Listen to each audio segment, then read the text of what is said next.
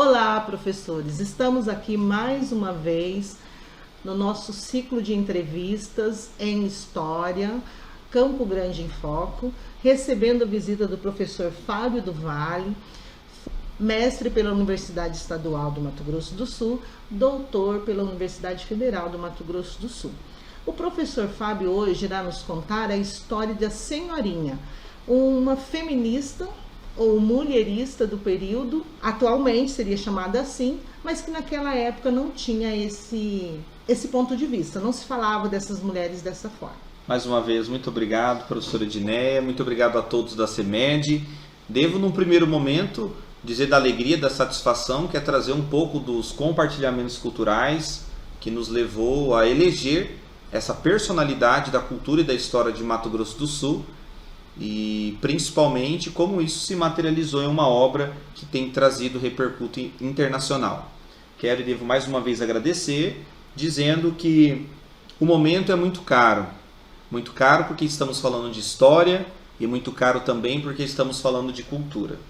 Senhorinha Barbosa Lopes, ícone da cultura e da história de Mato Grosso do Sul, foi esposa de Guia Lopes da Laguna e no período de mestrado tive a oportunidade de vasculhar o tesouro historiográfico de Mato Grosso do Sul, período em que estive pesquisando pela Universidade Estadual do nosso estado, e após essa vasculha descobri que sim, que era ainda mais possível ainda mais desfrutarmos do conhecimento que ela, enquanto mulher, trouxe para a comunidade sul-mato-grossense num contexto pleno de guerrilha, quando aí me refiro à Guerra do Paraguai, no trânsito de 1864 a 1870, e para além dessa investigação, que era de fato a culminância do meu mestrado, eu decidi transformar tudo isso em um livro, a obra intitulada A Voz e a Resistência Feminina, que teve como embasamento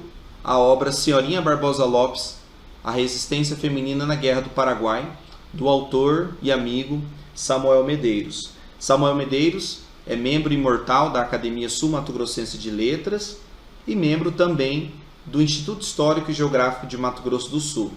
Hoje, com bastante saúde, está no meio de nós, produzindo ainda, e ele que nasce no interior de Mato Grosso do Sul, mais precisamente na cidade de Jardim, vai trazer a confluência de experiência de vida do interior para tudo aquilo que ele buscou no romance Senhorinha Barbosa Lopes. Então acho que posso, num primeiro momento, trazer já uma abertura bem importante. Falar da história de Mato Grosso do Sul é tabelar a história considerando o nosso Uno Mato Grosso até 1977. Preciso fazer esse registro categórico por um recorte, talvez de atualização para a comunidade sul-mato-grossense. No trânsito da Guerra do Paraguai, os conflitos devidos pode ser então por uma ótica da Tríplice Aliança ou até mesmo por convenções políticas do Paraguai que precisavam angariar acesso ao mar. Nós tivemos essa conflituosa guerra, mas que dentro desta conflituosa terra, que também foi uma conflituosa guerra, o Paraguai pôde auxiliar para que grandes nomes da cultura brasileira demonstrassem, a partir da sua bravura, como foi o caso de Senhorinha Barbosa Lopes, as contribuições culturais que ela trouxe na condição de mulher, na condição de mãe de família e na condição de administradora de uma fazenda. O que, para a época, professor, era de forma bastante consistente e reprovável. Na verdade, como a sociedade estava organizada no Brasil naquele momento, era um desafio para ela, em uma sociedade arcaica e tradicionalista, né? Era impossível aceitar ela, né? Então ela resistiu bastante, se impôs bastante dentro desse cenário, né? Perfeito. E por isso essa palavra, né, da resistência fazer parte do nosso título. Nós estamos falando da esposa de Guia Lopes da Laguna, que vai ficar viúva, e com a morte do Guia Lopes da Laguna, ela vai se casar com o irmão dele, Gabriel, como muito bem narra Samuel Medeiros em sua obra, e ela vai ficar viúva pela segunda vez. Nesse primeiro conflito, o exército paraguaio na pessoa do capitão Ramos, vai abordá-la dizendo que ela precisava ser detida, porque estava neste conflito territorial, mas principalmente por tentar conduzir a administração de uma fazenda, na condição de mulher, como disse, algo totalmente reprovável. E ela resistiu, mas mesmo assim foi levada à prisão. A maior de todas as curiosidades que nós podemos retratar é considerar que Senhorinha Barbosa Lopes não tinha qualquer espelho da bravura feminina para ocupar essa posição que ela teve. Então ela de fato inova com essa coragem totalmente distinta e singular no período de guerrilha e que vai servir para os novos condutores da história sul-mato-grossense, que bem depois, aproximadamente 100 anos depois, vai acontecer a divisão do estado de Mato Grosso, criando o Mato Grosso do Sul. Ainda é importante registrar, para que a gente possa aprofundar, que Senhorinha Barbosa Lopes não lutava por ela apenas, mas principalmente para dar proventos aos seus 3 filhos. Senhorinha Barbosa Lopes, quando retorna da prisão do Paraguai, o exército brasileiro outorga ela, temos a foto do registro histórico datado em 1912, ela ladeada com os seus 3 filhos, o mastro da bandeira do Brasil, recebendo a outorga, o título de madrinha da bandeira nacional. Quantos sul-mato-grossenses? E para além disso, quantos brasileiros têm essa informação? A curiosidade é que Senhorinha Barbosa Lopes morre no mesmo ano em que Josefina Álvares de Azevedo, considerada nos grandes eixos do Brasil, ela que era irmã do escritor Álvares de Azevedo, a primeira mulher feminista do Brasil. Então fiz um paralelo fronteiriço, porque muito nos apraz dizer, eu tive uma experiência residindo no Paraguai também, compartilhar esse dado. Josefina Álvares de Azevedo falece no eixo Rio-São Paulo, uma jornalista de uma grande bravura, não só pela informação, mas pela competência da informação, e naquele mesmo ano, Senhorinha Barbosa Lopes falecia. Nesse dual histórico de bravuras das nossas mulheres brasileiras, não posso aqui hesitar em dizer que pude puxar uma comparação. E através do processo comparatista no estudo de mestrado, com todo o suporte que tive pela nossa universidade estadual, pude fazer um paralelo comparatista de muitas aproximações, de um perfil em que você muito bem disse, professora, que no período nós não tínhamos as nomenclaturas, os conceitos nominados que nós temos hoje, como por exemplo o mulherismo, o feminismo e até mesmo o femismo. Nós tínhamos, portanto, uma mulher que respondia com uma postura que destoava do restante da comunidade. Josefina Álvares de Azevedo cumpriu este papel como jornalista, e ela que tinha um nome muito forte por pertencer à família de um grande escritor brasileiro, Álvares de Azevedo. Josefina se modelava nesse ritmo de uma mulher que convivia no centro e que precisava perceber, junto com esse centro, que havia sim espaço para ela, enquanto profissional, enquanto mulher. Senhorinha Barbosa Lopes também, professora, não só pela bravura de querer governar a sua fazenda, ela encontrou forças maternais pela história da região que ela lutava e também pelos seus 3 filhos. Certamente, quando o Duque de Caxias toma a Assunção e o exército brasileiro declara o fim da guerra, Senhorinha Barbosa Lopes, antes mesmo desse acontecimento, já tinha cumprido o seu papel. Tristemente dizer que isso está em poucos livros, em poucos registros da história sul-mato-grossense, mas que este é o nosso papel aqui hoje, na contemporaneidade.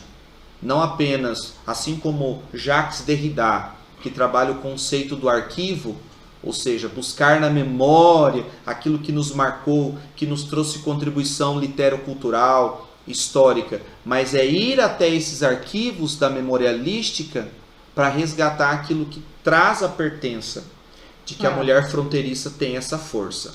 o que me deixa bastante feliz, né, com a história da senhorinha, é que ela, de uma certa forma, recebeu uma devolutiva por todo o seu papel, né, quando ela é homenageada como madrinha da bandeira brasileira, né.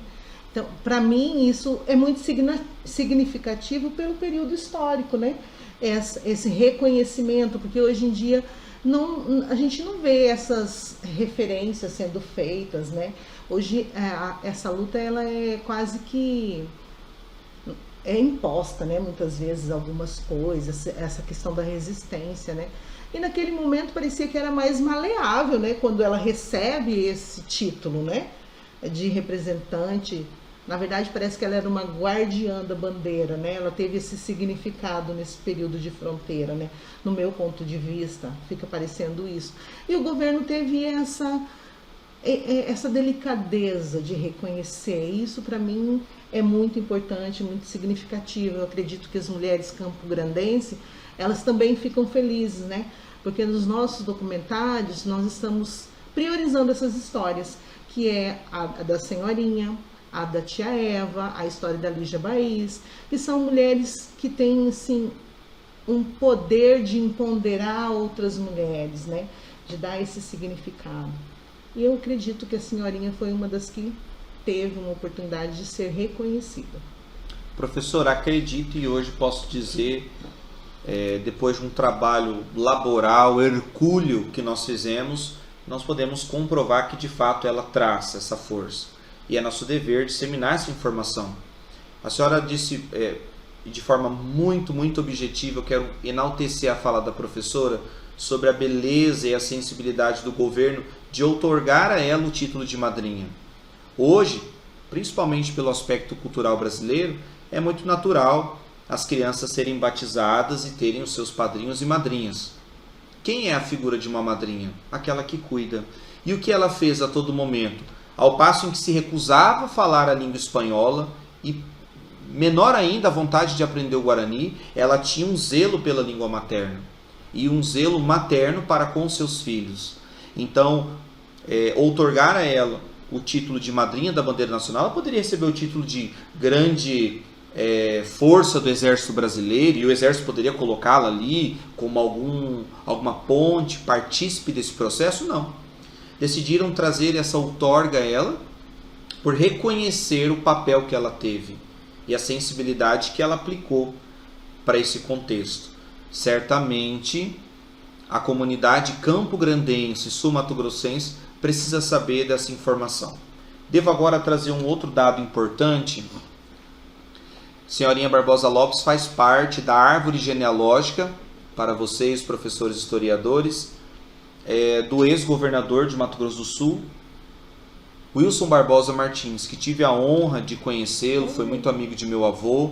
Senhorinha Barbosa Lopes faz parte da árvore genealógica dele, assim como Vespasiano Martins. Então vejam que nós estamos falando de grandes acontecimentos históricos com personalidades que temos aqui, né, no nosso dia a dia, com o nome dos colégios, como mesmo nos traz a historiografia sul-mato-grossense para dizer e ponderar nesse primeiro momento.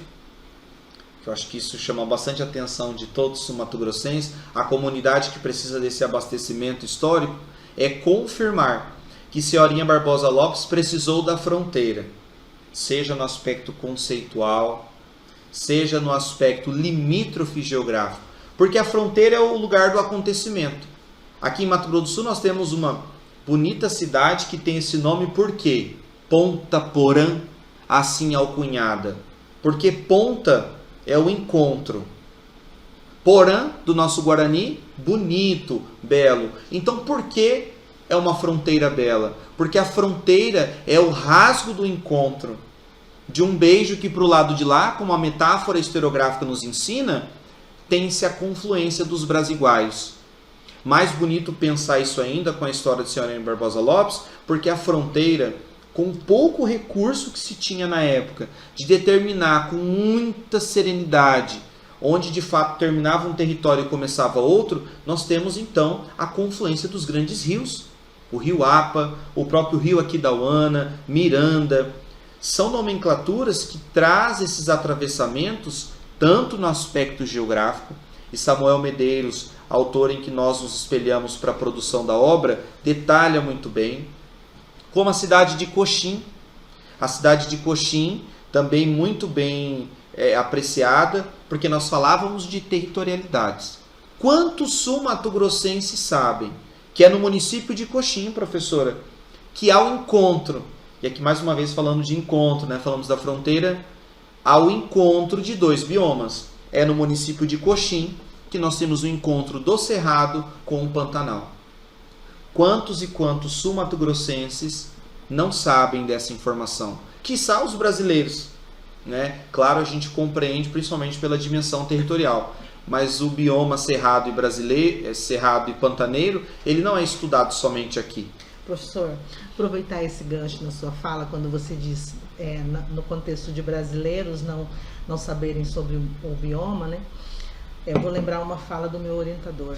Ele diz o seguinte, que nós, sul-mato-grossenses, somos marginalizados diante do país. Aí eu fico feliz de saber que você vai nos representar com a obra Senhorinha na Flip, que é uma feira internacional de literatura. Isso nos dá um descanso, né, desse reconhecimento, dessa abertura. Eu sou muito preocupada sempre em deixar um limite, uma margem mesmo, entre a cultura sul-mato-grossense e a cultura mato-grossense. Faço questão, nasci em 78 e já no estado do Mato Grosso do Sul, então não conheço outra cultura a não ser a sul-mato-grossense, supostamente. Então, para mim é muito sério quando vem o mato-grossense e quer colocar tudo no mesmo pacote, né? Então eu acho bacana você falando de Ponta Porã. Que linda a história, né? Ponta Porã eu vivenciei muita coisa ali, né? Morei naquela região. Então é de extrema importância todo esse registro da história com o professor no seu livro Senhorinha, né? Às vezes o pessoal vai pensar que é só um romance, né? E não é, tem toda uma história por trás, né? Dessa trajetória da Senhorinha. Devo fazer esse registro sempre muito emocionado. Principalmente porque nós temos uma capacidade limitadora. É muito fácil a projeção de uma obra publicada, por exemplo, num grande centro como o Rio de Janeiro. Uma grande obra e a sua grandiosidade acaba sendo pulverizada quando publicada, por exemplo, no estado de São Paulo. Quando você tem uma obra marginal pela sua condição. Considerando aqui, e aí nós devemos fazer esse adendo histórico, por que marginal? Considerando os grandes centros, por não estarmos nesses grandes centros, estamos à margem desses centros. Por isso a nomenclatura marginal. Por isso a nomenclatura subalterna e também por isso a nomenclatura fronteiriça. Então, olha que recorte interessante. Então, quando nós assumimos a identidade marginal, é porque reconhecemos que nós não estamos em grandes centros como Rio, São Paulo e Minas, porém, a nossa contribuição marginal existe. Estaremos no final deste ano representando o Mato Grosso do Sul na Festa Literária de Paraty, no Rio de Janeiro. Repercuto dessa produção, como a professora muito bem disse, trata-se de um produto de alguns resgates históricos, documentais, geográficos, e em um outro romance que nós publicamos, eu já assinalava esse meu desejo de falar da cultura, pensando e considerando essa tríade. Eu tenho a seguinte epígrafe do Instituto Histórico e Geográfico Brasileiro, que diz o seguinte, e é uma pergunta provocativa para entendermos as tensões fronteiriças. Se me permite, qual a ideia por trás de um casamento da história com a geografia realizado no altar da literatura? Uau!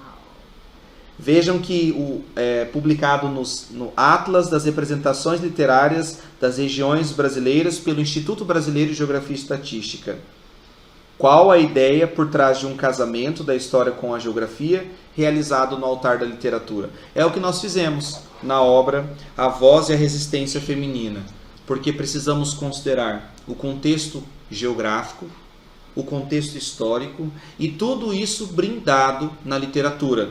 Como nós classificamos a obra, né, com um gradativo trabalho como um novo romance histórico.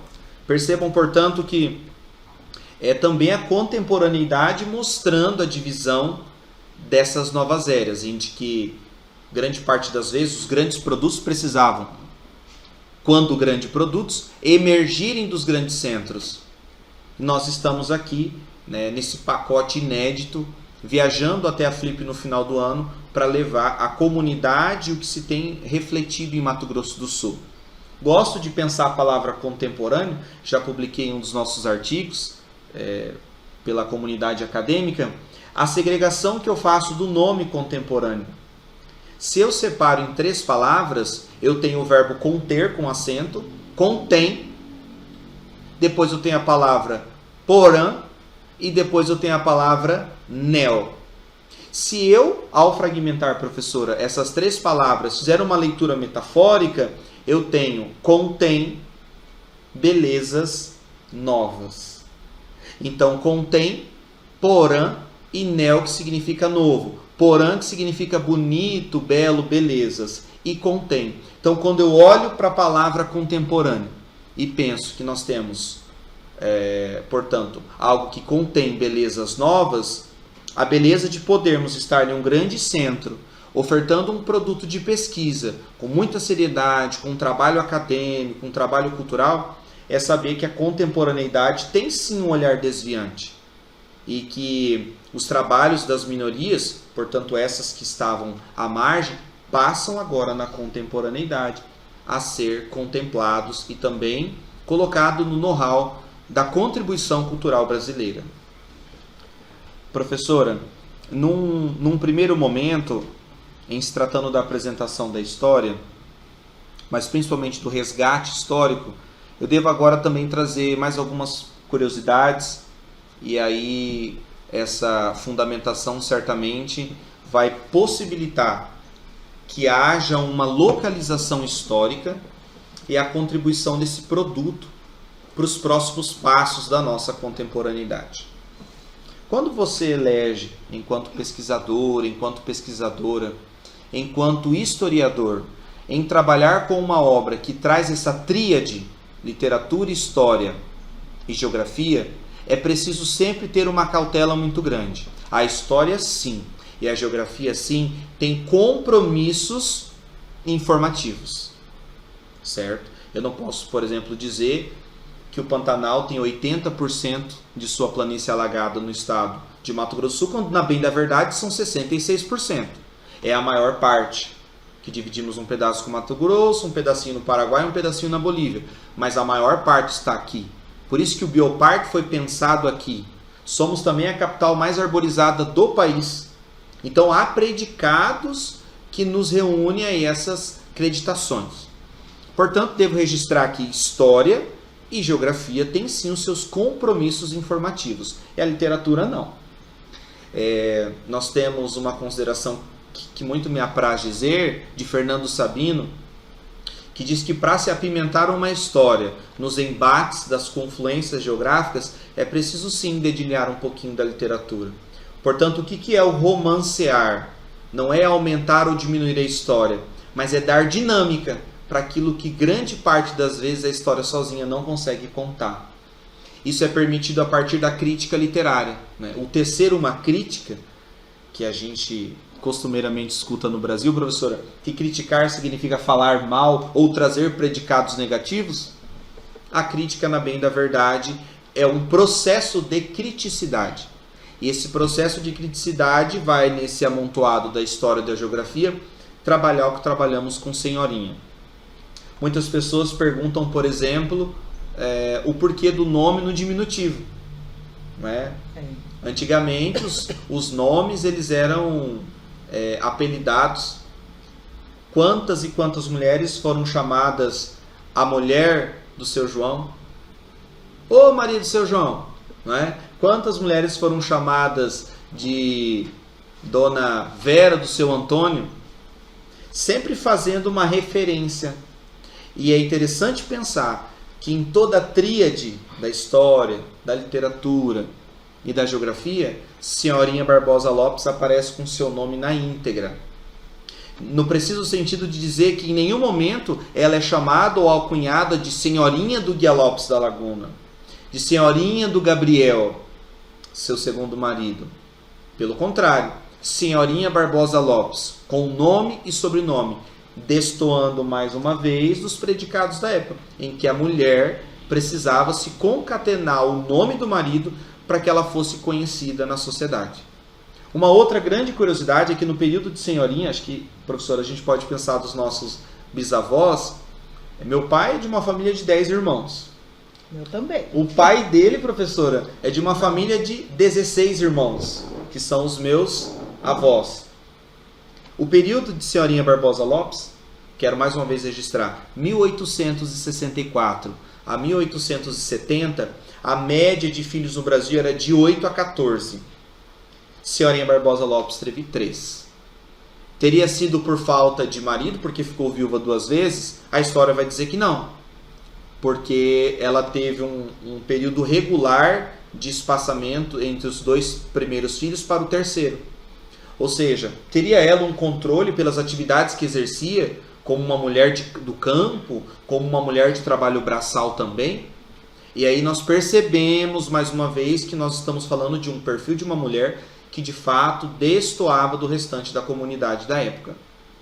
É bastante curioso que Samuel Medeiros já trabalhou Senhorinha como um romance, e ele cria, na história do seu primeiro livro, a freira Maria Tomé, que vai ser a confidente de Senhorinha. Ele metaforizou criando essa freira, e é como se os acontecimentos da época ela confidenciasse a freira. Mais uma vez, a literatura brindando esse processo partícipe de fazer com que a história e a geografia se confluam. Para devolver para a senhora, para talvez mais alguma ponderação, devo considerar o quão é importante que isso seja trabalhado dentro das escolas. Falar da Guerra do Paraguai é atualizar as informações da nossa fronteira. Pensar, por exemplo, o indivíduo fronteiriço, para mim também, professora, que tive a oportunidade de atravessar os corredores limítrofes geográficos das cidades de Ponta Porã, Coronel Sapucaia, Capitambado, Ibidiaú, Sangapuitã, Amambai. É dizer para vocês que cresci sim no meio de paraguaios, de brasileiros e mais lindamente ainda, de brasiguaios. Portanto, estudar o valor histórico a partir dos acontecimentos históricos, nós vamos preencher para as crianças dentro de sala de aula, para os nossos adolescentes e até mesmo na comunidade acadêmica, no ensino superior, dados que trazem fortalecimento para a identidade histórica sul-mato-grossense, mas que também atualiza e fortalece a fronteira do Brasil, que grande parte das vezes é pecaminada. A fronteira que os imigrantes entram não se tem um controle. A fronteira que chega a qualquer tipo de doença. A fronteira do contrabando. A fronteira com as suas irregularidades. Portanto, vejam que é a partir da atualização histórica desses dados, dessa fortuna crítica que temos em Mato Grosso do Sul, que o contexto histórico, que deve, por exemplo, servir de ancoragem para esses trabalhos, precisa mais uma vez ser por nós, enquanto docentes, reforçado dentro de sala de aula. Nesse primeiro momento, professora, eu agradeço fazendo um recorte importante. A nossa obra ela traz dados e atualizações, como por exemplo a carta que Samuel Medeiros, aqui trabalhado em anexo, que Samuel Medeiros coloca do testamento dela. E uma grande curiosidade, pudera uma mulher saber ler e escrever em 1870? Ou seja, temos já os predicados de que ela não era de uma família pobre, porque o fator do letramento no Brasil, antes da abolição da escravatura, era de que saber ler e escrever era virtude, aqui de forma metaforizada, daqueles que tinham proventos muito avantajados. Então ela não vinha de um berço. Então são detalhes que o aluno, quando ele estuda José de Alencar, quando ele estuda Gregório de Matos, e você imagina a construção de poemas crônicas, contos e romances, em períodos pretéritos que ultrapassam 150 anos, esse é o medidor. Há 150 anos, uma família humilde, um escritor, não saberia ler e escrever se ele não tivesse esse amparo. Está aí também a beleza do estudo histórico. Devo registrar também algumas ponderações curiosas que Senhorinha Barbosa Lopes, muito embora estivesse ainda no período escravocrata brasileiro, ela não aderia a essa prática opressora, patriarcal, de um rito organizacional em que o outro era apenas uma ferramenta. Ela tinha sensibilidade e os seus pares, esses, portanto, que trabalhavam com ela, tinham a liberdade de transitar, visitar os seus parentes, não eram condicionados, por exemplo, a um respeito extremo a ela, principalmente no relacionamento interpessoal de todos eles. É ainda nesse rol de curiosidades que a gente pode recordar que Senhorinha Barbosa Lopes era uma mulher da lida do campo. E a história, ela se limita um pouco para contar como isso se sucedeu, mas nós temos indicativos nas pesquisas que demonstram que isso partia de fato dela, porque ela vem de uma família mineira muito conservadora. Então, a estada dela aqui e o trabalho laboral que ela desenvolve era de fato parte da personalidade dela, de querer ir ao campo, de querer ter o trabalho braçal. Para desfecho das curiosidades, Senhorinha Barbosa Lopes era uma mulher muito religiosa, até serviu de base, portanto, para Samuel Medeiros, em sua primeira obra, criar Maria Tomé, que era uma freira que dialogava com ela. Não só pelo período, mas há consistência em vários relatos da história que Senhorinha Barbosa Lopes era muito religiosa. E aí, fazendo uma análise crítica de um temperamento, estaria ali o seu debruçar religioso, o suporte do equilíbrio para que ela conseguisse condensar as duas viuvez que ela teve e também a coragem para bradar e conquistar as novas páginas da história, que era dela e que hoje também é nossa. Professora, me coloco à disposição para quaisquer dúvidas e mais uma vez muito obrigado. Professor, foi uma enorme satisfação ter você aqui conosco. Quero agradecer em nome dessa secretaria, foi muito significativa e vai contribuir muito os dados que você nos trouxe, principalmente os marcos temporais que são para mim, que são de relevância para todo o contexto histórico, que nossos professores vão com certeza utilizar na sua prática em sala de aula cotidianamente. Muito obrigado. Deixo a todos um fraterno abraço. A nossa missão não só histórica, mas de atualização, fica de tarefa aos senhores. Se observarmos o mapa de Mato Grosso do Sul e do Paraguai, sem tracejar o risco do meio da fronteira, ao tracejar um contorno, os senhores perceberão que forma um coração. E assim deve ser a unidade brasiguaia, da colônia paraguaia que está aqui, porque nós não estamos falando mais a partir de sofrimentos, mas de partícipes momentos da história que precisam ser revigorados. Mais uma vez, muito obrigado.